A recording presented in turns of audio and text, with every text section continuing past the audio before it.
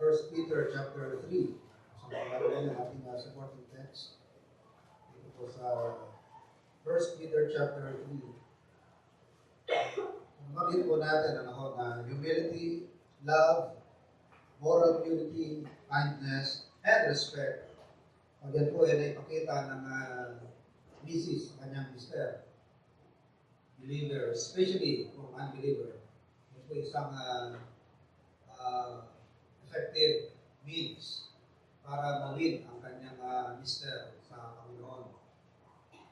At mas malaki po ang effect niyan kaysa sa nagpe-personal witnessing tayo gamit ang salita mismo ng Bible, pero po ang pamumuhay naman natin na pinapakita sa harapan nating asawa, contrary to the teachings of the Word of God. Sira ang ating patotoo. Hindi po niya maintindihan ang ating tinuturo. So, humility, love, moral purity, kindness, and respect. So, when the wife's primary concern is for those inward virtues, sabi ng Bible, she will not be preoccupied with adornment. Hindi na masyadong magiging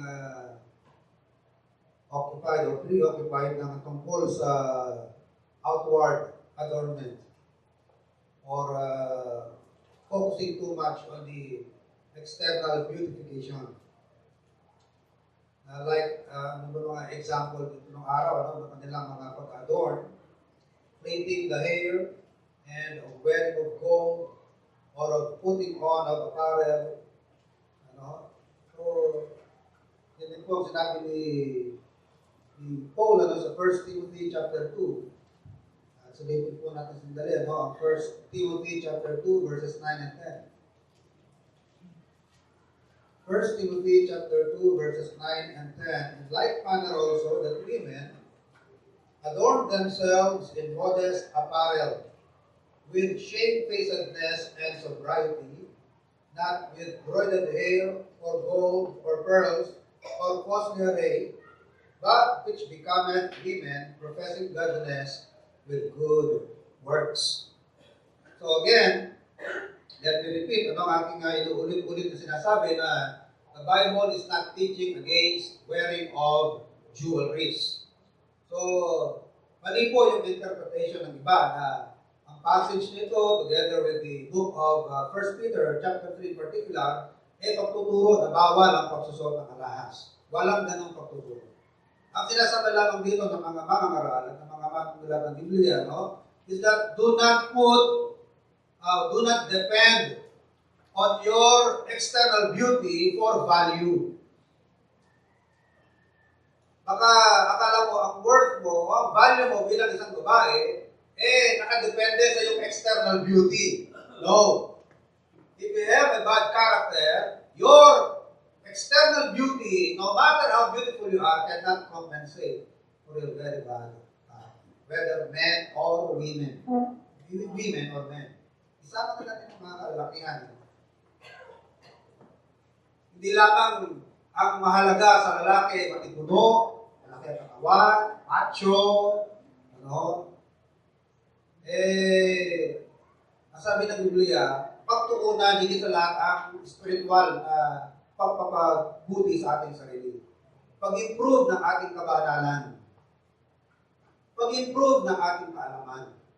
Hindi lamang pinipid o nilonurture ang ating physical na katawan, physical na kaanyuan, kundi yung ating spiritual, ang ating kaisipan. Feed ourselves, our minds with knowledge, with the Word of God. Hosea 6:6, sabi ng Bible, I do not want sacrifice. What I want is mercy. I want more knowledge of the Word of God. Verse ko yun, naman ako. Sabi ng Bible, I want knowledge of the Word of God. Ang gusto ko, matutunan ninyo ang aking salita. Hindi yung kung ano mga sakripisyong pinagagagawa ninyo. Ang gusto ko, matutunan ninyong i-apply ang salita ng Panginoon. I want mercy, not sacrifice. Be merciful to fellow people, to mankind. Kahit ang Diyos, He regards the life of the animal. Sabi ng Bible sa atin, huwag niyong ilaga ang isang ibon o isang, ibon ano, huwag niyong ilaga ang isang hayop sa gatas ng kanyang ina. That's cruelty. Kung ang Diyos nagbibigay ng regard sa buhay ng hayop, pinapakita niya sa atin dyan na maging mahabagin tayo ng mga tao. I want mercy, not sacrifice, and more knowledge of God.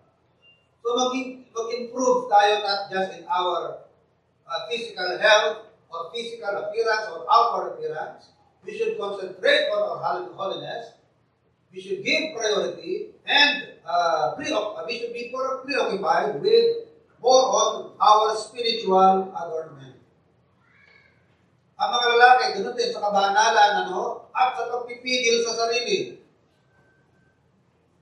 Na maraming lalaki hindi talaga makapigil, Talagang nature na, lalo pa itong mundo natin highly sexual.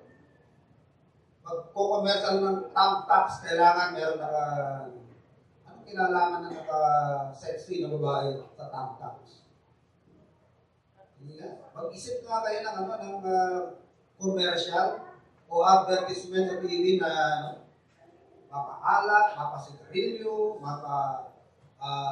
energy drink. Ano kinalaman ng mga sexy yan? Ano kinalaman ng mga nakatupos na ito? Meron mo, mag-advertise ka ng semento, meron ka pang hollow blocks lang, semento lang i-advertise mo. Bakal, kailangan may nakaupong babae. Pag-advertise ka ng truck, kailangan i-babae. This is a sexually driven society. Grabe ang pagka-preoccupied ng mundo ito, At merong subliminal effect yan sa mga ulit-ulit mo nakikita yan. Kahit hindi ignore mo yan. Subconsciously, merong message na minsan pati sa cartoons, di ba? Lion King, ano yung cartoons ba? Lion King, parang ganyan. Kahit sa mga cartoons, puno yan ng subliminal message. Kaya ang mga magulang, walang panahon, parang wala sa bahay, walang panahon na i-monitor ng mga bata, ala nila, say, cartoons na kami. Cartoons. Hindi nila alam, kahit sa cartoons, andyan ang mga subliminal message na ini-inject ng mundo ito sa mga kabataan. Nag-inject ng kalaswaan, rebellion.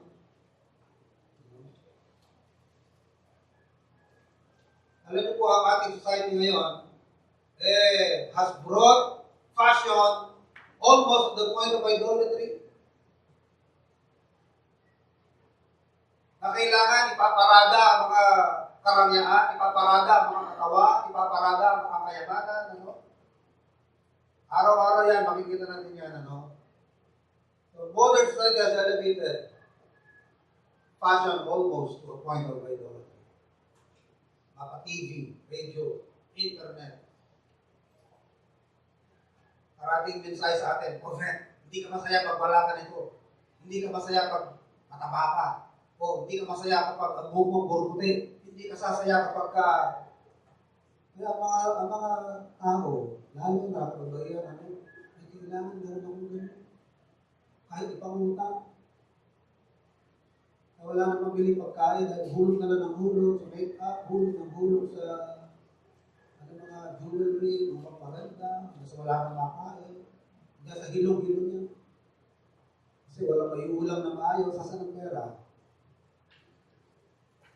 Saan-saan pinaghuhulog para madagdagan ng kagandahan.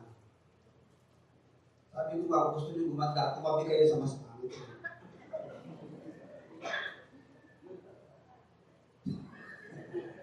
Kasi pag mukhang matangkad, naalala ko na nasa Aurora ako pumasyal ako sa kuta ng mga dumagat. Tawag sa akin, puti. Bakit ba lang puti, basa puti. Yung ako paniwa. Puro dumagat ang kalaro ko Itak-itak pa sa tagiliran, itak dito. Tawag sa akin, puti. Kasi, sila katabi ko, maliit. Kaya kasi ito mong kanto mabiga sa mas maliit sa'yo. Gusto mong feeling maganda ka. Tumabi ka saan?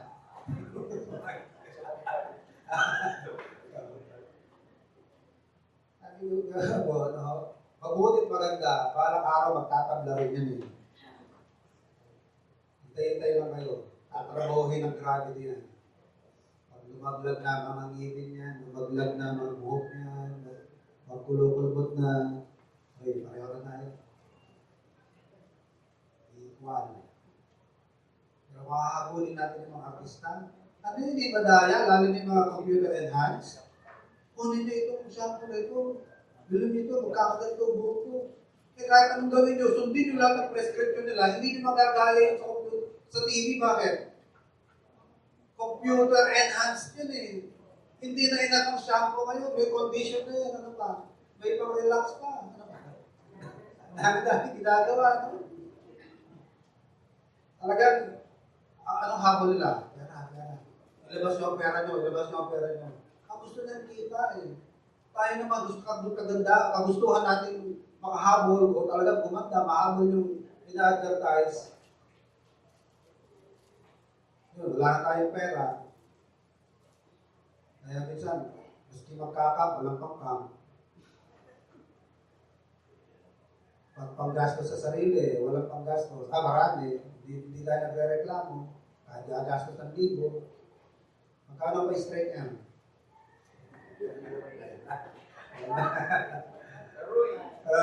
Yung mga kulot, gusto magpa-straight. Yung daw mag-straight, gusto magpakulot. Kagastos. Sa pampapaganda sa sarili, maski magbayad. Pagpatanggal ng ganito, pagpatanggal ng ganyan, magpalagay ng ganito, magpalagay ng ganyan. E pagdating sa kabanalan, gusto libre. Hindi ba libre? Wala ba libre? Pero sa doktor, ilin lang tayo ng bayad. Sa mo lang na magbayad. Sa mga nagbebenta, dahil tayo maglabas ng pera. Pero pagdating sa spiritual natin, magiging banal tayo. Matututo tayo, parang alanganin tayo maglabas ng pera, alanganin gumastos. Nangyayari sa atin, no? Magkakagalan tayo.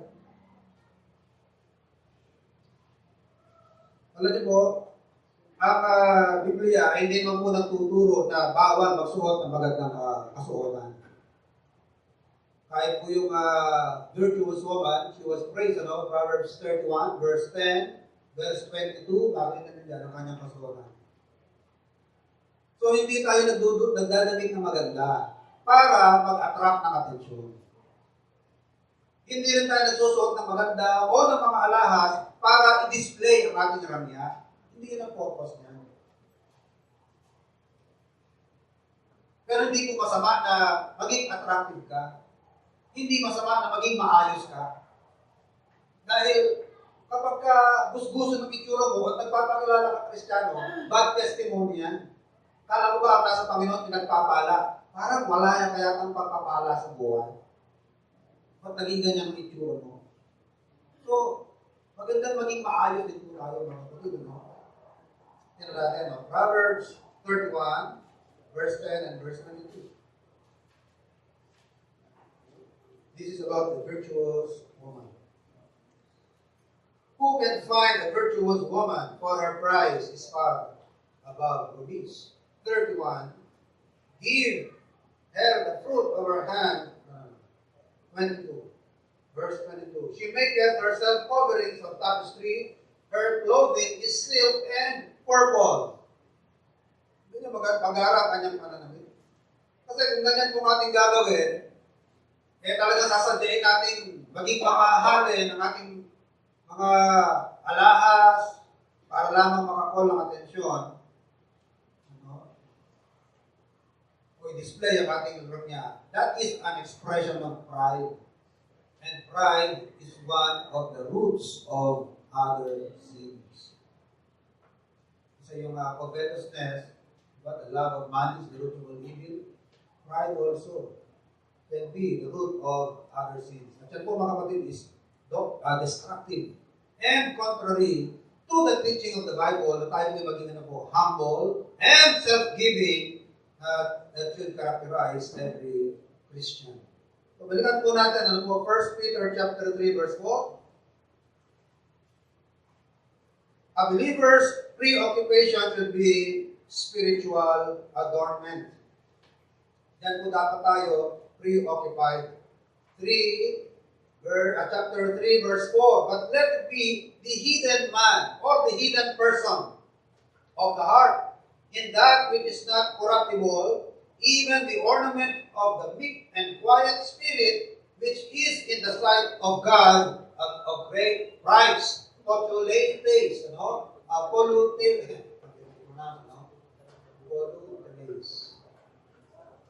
Great price. Polluteis. It means great price. So, ang turo sa atin ng Bible, mga kapatid, hindi siya na-attract. Of course, when we come to church, the reason we dress up ay dahil, kung magsusuot tayo mga kapatid, ang ating parating magiging guide is appropriateness. Appropriateness. Kailangan appropriate to the what? To the occasion. Kailangan nasa ang pananamit natin nasa kung anong okasyon. Iba yung kasuotan ng mga malengke. Iba yung kasuotan ng nasa bahay. Iba yung kasuotan ng bibili ka lang sa tindahan. Diba? Kung bibili ka lang ng suka at yun na rin ang damit mo pang simba, hindi appropriate.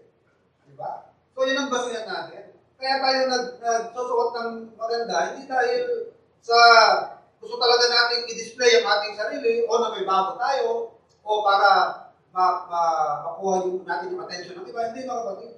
Ang dahilan ay i-present natin ang ating sarili sa harapan ng Panginoon. Kahit nga mga Bible characters, sa hari lang sila haharap, naliligo sila. Nilalabhan ang kanilang mga damit. Isinusuot ang kanilang best available na kasuotan. Dahil haharap sila sa hari. Lalo na hari ng mga hari. Ihaharap natin ang ating mga sarili sa harapan ng hari ng mga hari. So, hindi yan dahil sa gusto nating maka-attract natin siya o magmalaki natin. Talagang yan po ang nararapat dahil sa gawain ng Diyos, sa pagsamba sa Diyos, iniharap natin ang ating mga sarili sa harapan ng Panginoon. At nilalagay natin sa tamang okasyon. At ang Diyos, mga kapatid, hindi siya na-impress sa ating panlabas ng kanyuhan, panlabas ng kasuotan, ng mga alahas. Mas tumitingin ng Diyos sa ating panloob na kagandahan. Sabi nga, hindi ka lang mag-beauty, mag-booty. Hindi ka lang make beauty. Babae man o lalaki, hindi sa panloob mo. You're also good. You have beauty inside and out. At kung hindi mo mapagsasabay, yung pagpapaganda sa loob at panlabas, unahin mo yung pagpapaganda sa saan?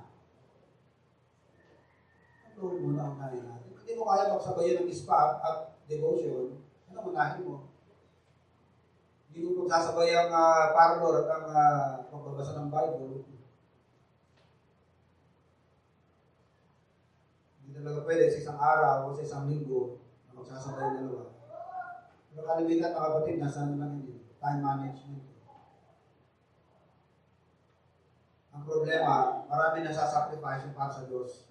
Ang may sasacrifice, yung para sa pagsasaayos ng ating panloob, yung pagsasaayos ng ating spiritual. Mas nabibigyan natin ng atensyon at panahon yung pag-iintindi sa ating panlabas, pang-physical, pang-external, pero panloob natin, pang-spiritual natin, parating na isasanta mo yun.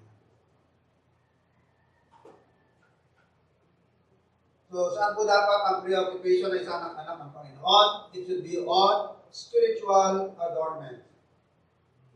At ano po ang adornment, spiritual adornment ng kababaihan? In this passage, verse 4, let it be the hidden man of the heart, in that which is not corruptible, even the ornament of what? A meek and quiet spirit, which is in the sight of God of great price. Especially addressed to the ladies, meek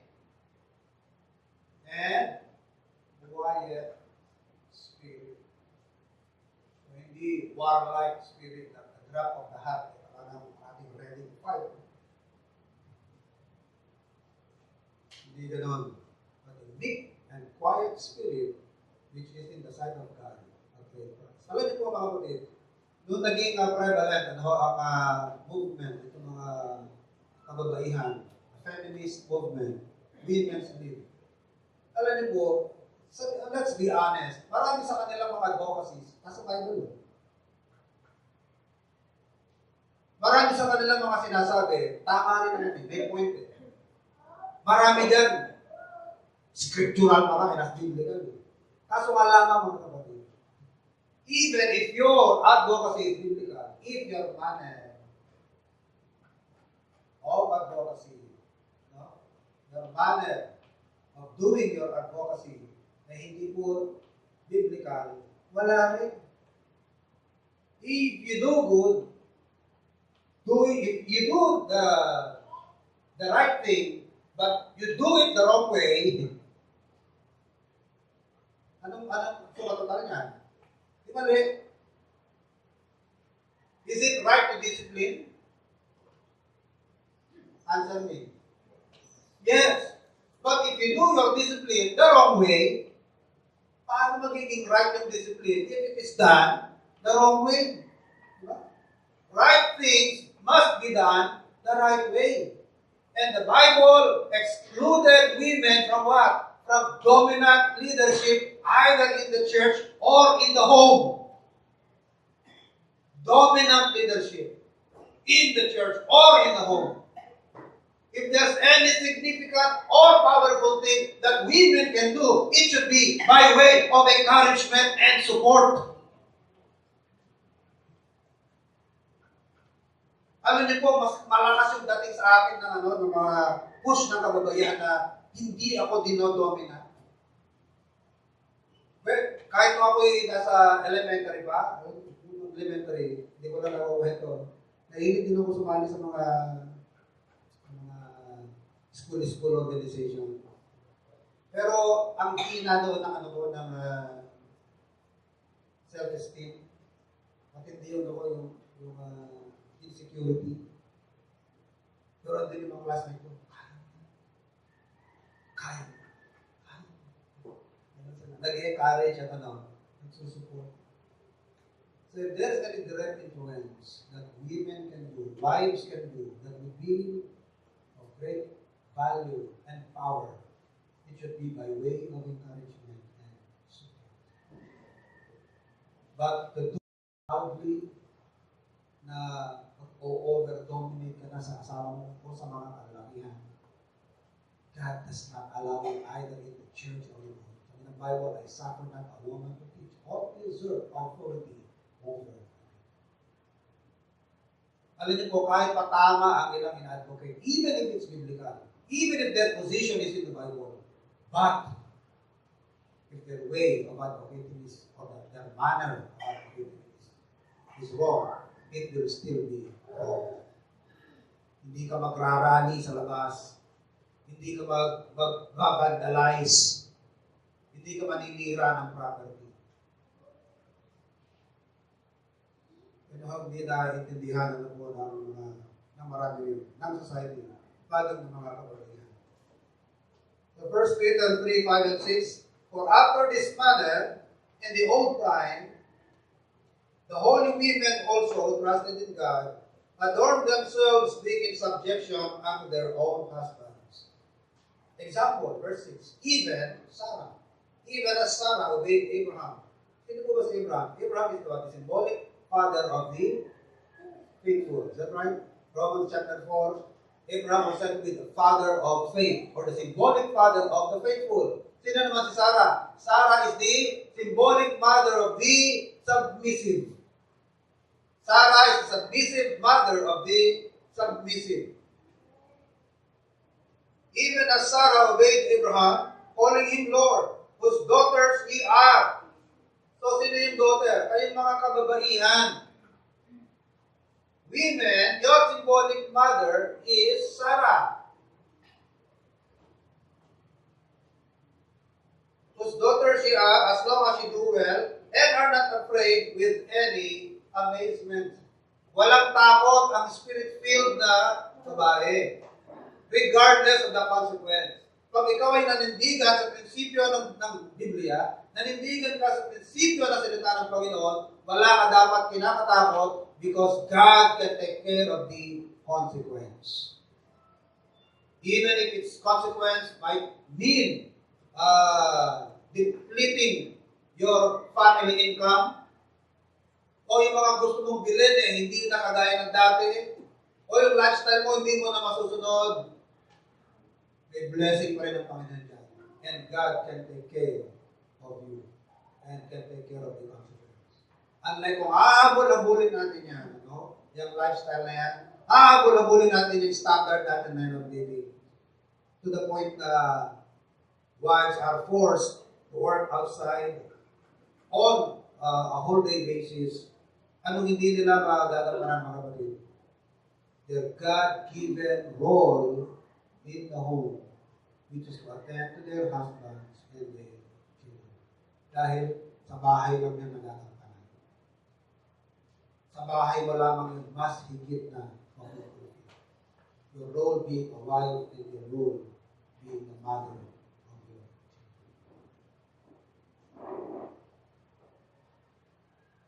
Maraming komplikasyon niya. If a woman works outside, she will have a boss. That's right?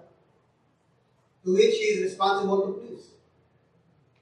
In matters of dress or in other matters, kailangan ma-please ang kanyang boss. And that might create complication of the headship of the husband. Paano kung ayaw ng mister mo? Sabi ng boss mo, dapat yan susuko, parang manang na manang ka naman. Sabi ng mister mo, hindi pwede yan, Kristiyano tayo. Sino kayo susundin mo? Your boss or your husband? It might create a spirit of independence on the ladies who work. Is that right? It might create a spirit of independence which might fragment your unity in the family. Even financially. And you might become enamored na sumusweldo ka. Maganda pala ang business world, maganda pala nagtatrabaho until you find less and less satisfaction with your home responsibilities. Pagdating mo sa bahay, galit ang ulo mo, hindi ka natutuwa na naghuhugas ang pinggan, hindi ka masaya na namamanan. Hindi ka nasasatisfied na nag-prepare ka ng baon, hindi ka nasasatisfied, wala kang satisfaction sa paglilinis ng bahay mo. Dahil doon ang satisfaction mo sa labas. So you find less and less satisfaction on your own responsibilities. Tama po ba yung mga sinasabi ko?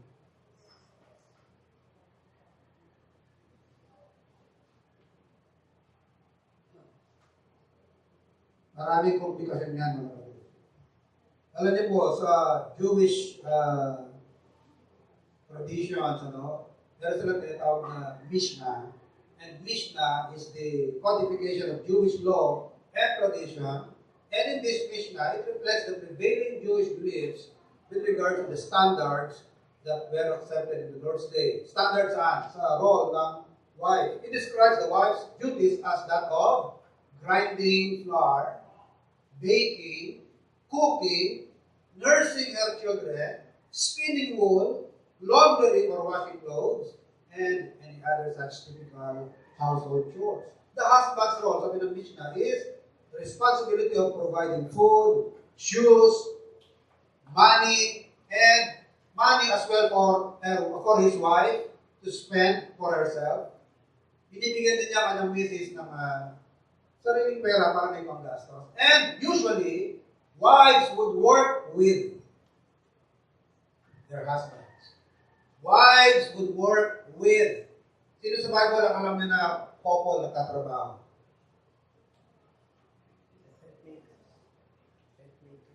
Aquila. According to the Mishnah, kinukwento ng Mishnah sa atin na ang role ng mga kababaihan na ito at role ng mga kalalakihan nito at sa kanilang hanap buhay, usually magkasama mag-asawa. Either in trade or in the field. And if a wife works apart from her husband, it is considered a disgrace.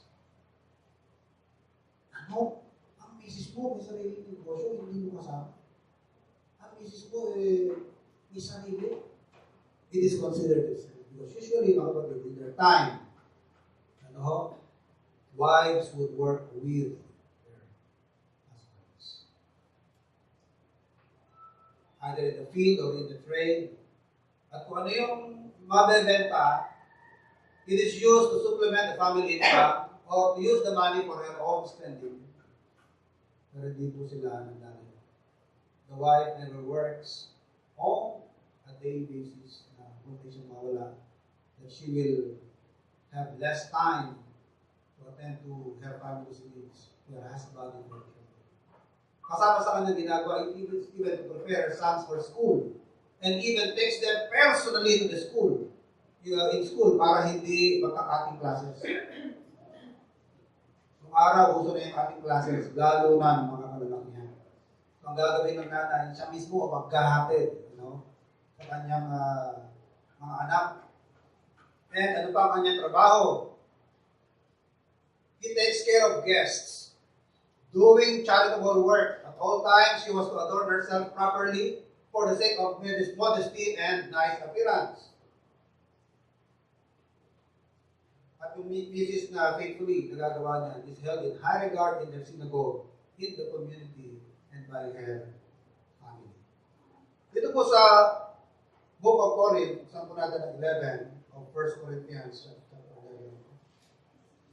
Basahin po natin 4 and 4 to 6. 1 Corinthians 11, 4 to 6. Every man praying or prophesying having his head covered, dishonoreth his head. But every woman that prayeth or prophesieth with her head uncovered, dishonoreth her head. For that is even all one as if she were shaven. For if the woman be not covered, let her also be shorn. But if it be a shame for a woman to be shorn or shaven, let her be covered. Ano po ang setting? Anong background ba't naisulat ito ni Paul? It was during the time na mga kababaihan sa church na Corinth was already influenced by the loud and vocal feminists during their time. Remember, this is Europe. Greece po ito.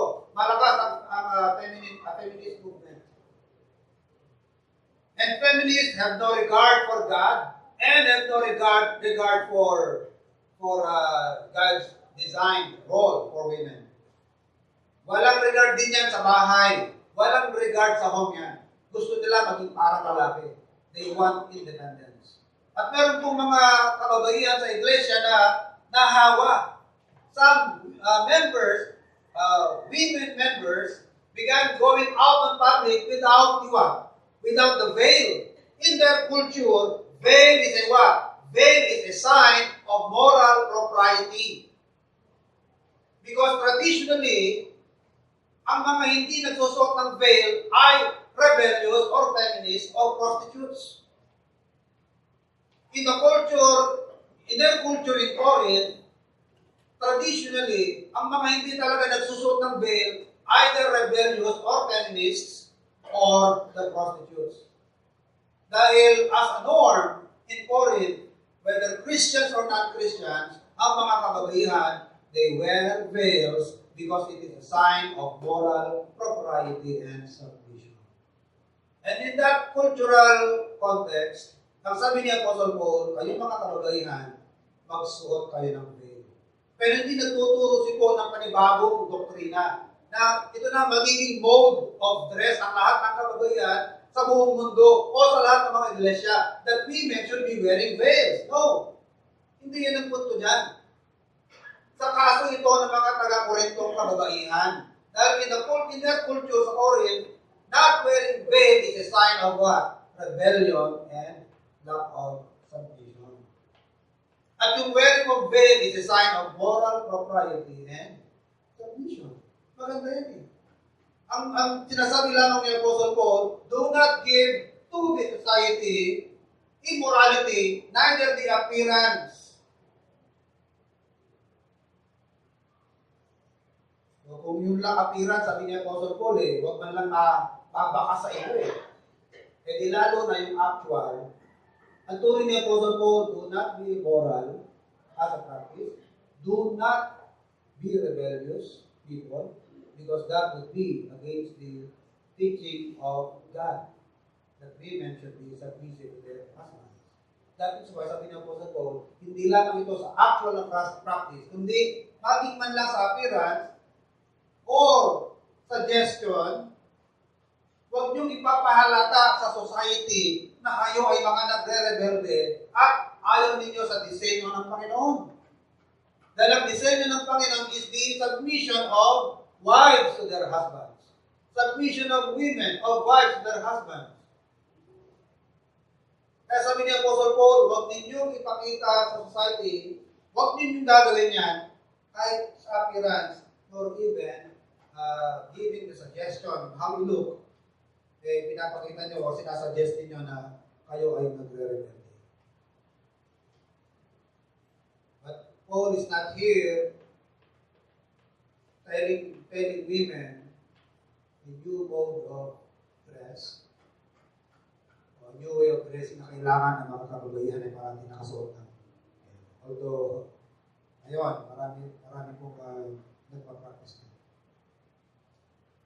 Parang hanggang ngayon yata, kahit sa mga Katoliko, mayroon pang ilang mga lugar sa Pilipinas na pagka nagsisimba ay nakabelo, di ba? Ang mga Muslim, by culture, talaga they were afraid. Tayo mga Pilipino, mukhang dumating sa atin yan, dumating mga Kastila, at naabutan ko yan, mga matatanda, magsisimba na pero hindi ito bagay na nanggaling kay Apostle Paul. Dahil wala kasi Apostle Pablo, nagsusuot na ng ganyan ng maraming culture, maraming society, nagsusuot ng ganyan ng mga kababaihan. So hindi ito teaching ni Apostle Paul. Ang nire-reinforce dito ni Apostle Paul ay yung prinsipyo ng submission ng mga kababaihan. So kung ito ang nagpapakita, yung wearing of veil, ang nagsasuggest ng submission ng mga kababaihan, at pagpapakita ng kanilang moral purity. Dan sino ba may dahilan para magtanggal ng veil? Di ba, prostitute? Kailangan nila ng display.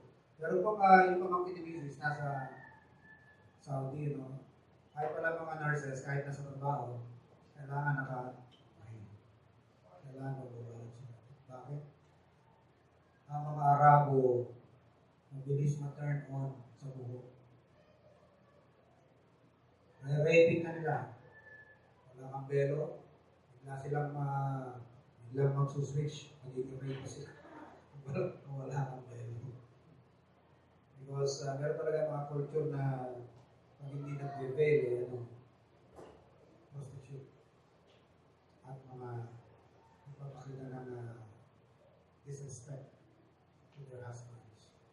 And having no regard for home or for the design of God. Now another passage, ito po tayo magtatapos sa Titus chapter 2. Titus chapter 2 verses 3 and 5. Titus 2, 3 and 5. Aged women likewise, that they be in behavior as becometh holiness, not false accusers, not given to much wine, teachers of good things. For that they may teach the young women to be sober, to love their husbands, to love their children, to be discreet, chaste, keepers at home, good, obedient to their own husbands, that the word of God be not blasphemed or dishonored. So una, ang advice po sa mga elderly women, be sober, wag lasenggo, in good behavior, becometh holiness, not false accusers, not given to much wine, teachers of good things. And they must also engage themselves, these older women must engage themselves into what? Teaching younger women of what? Teach younger women concerning the priorities and roles, responsibilities of womanhood. Ano po ba ang responsibilities and priorities of womanhood? Especially relating to their husband and children. Ano yan? Verse 4, that they may teach the young women to be sober, to love their husbands, to love their children. Of course, Therefore, husbands and wives are commanded to love each other, and for parents to love their children. Dahil command ng Panginoon niya, not to love your partner or your spouse is a violation of the command of God. Na huwag natin neglect ang ating asawa, pinapabaya-pabayaan sa kanyang mga kailangan, lalo na kung mapapabilis ang kanyang pagtatrabaho, mapapagaan ang kanyang pagtatrabaho para sa kanyang kalusugan at pangangailangan. At hindi lamang magmamahalan ng mag-asawa, mahalin din ang kanilang mga anak, provide for their needs, and for needed guidance and love. Because not to do so, failure to do so would be a violation of the command of God. At ang mga younger women sa verse 5, to be what? Discreet, chaste, keepers at home. Ito pong keepers at home does not mean you are a simple worker or atchay o katulong sa bahay. Hindi yun ang role ng babae. At hindi dapat yan ang feeling ng lalaki. Ng Mrs. niya katulong niya. As in, servant sa bahay, katulong. Hindi ganun. Ang paglilingkod ng babae should be one of willing submission to her husband, not of servility or being a servant.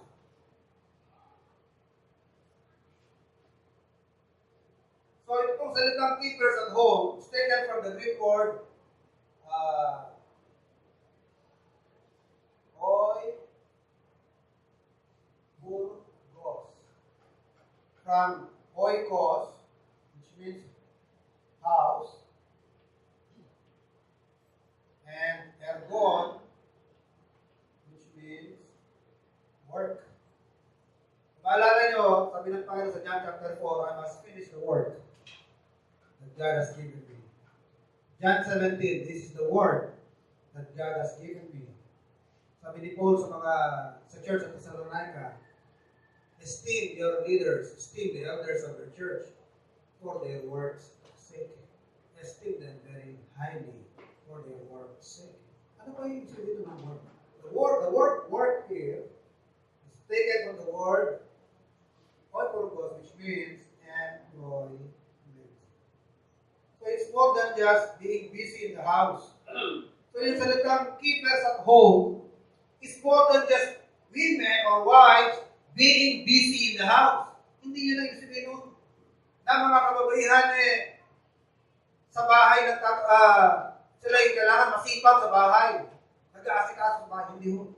Ang talagang tinig din ng salita is that, ang tinig ng Diyos dyan, is that the employment of women, their divinely assigned job, is in the home or in the house.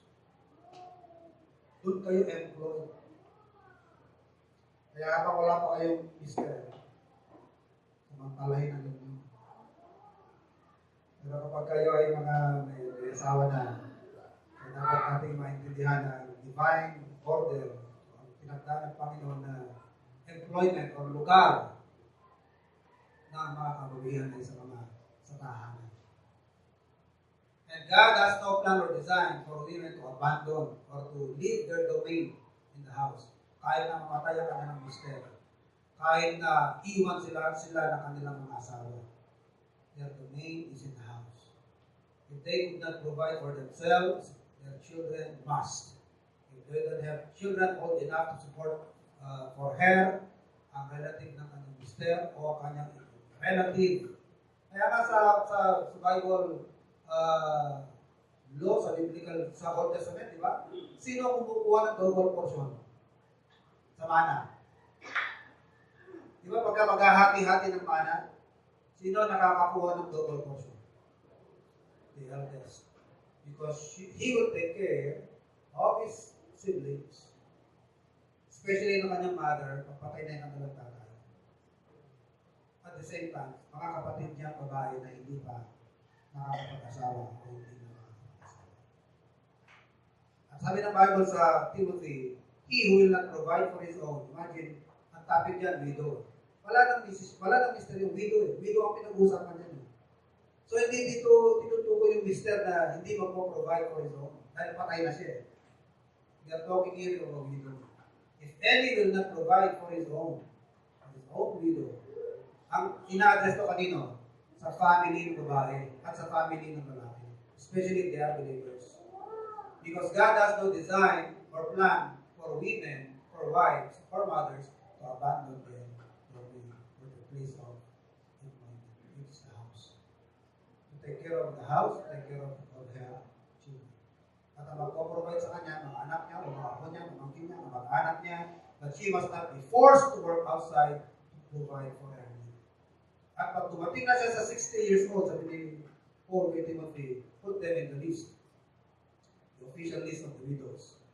If they don't have family to support them, or if their families are not willing to support them, the church will be obliged to support for these widows. But they must not be forced to work outside to provide for themselves. Dahil ang plano ng Diyos, they are to stay at home.